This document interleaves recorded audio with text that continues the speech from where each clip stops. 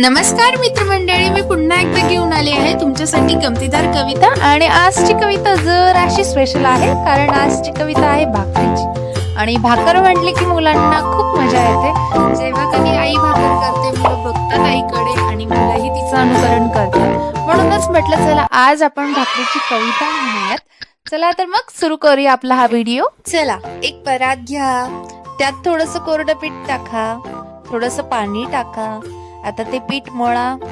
आता मळल्यानंतर त्याचं छोटंसं गोल बनवा. आता परत थोडंसं कोरडं पीठ खाली टाका. आता तो गोल त्याच्यावर ठेवा. थप थप थापली भाकरी, थापली तव्यावर टाकली, खरपूस भाजली, टम्म फुगली टम्म फुगली. ताटात घेतली, भाजी घेतली, चटणी घेतली नि खाऊन टाकली पट पट पट.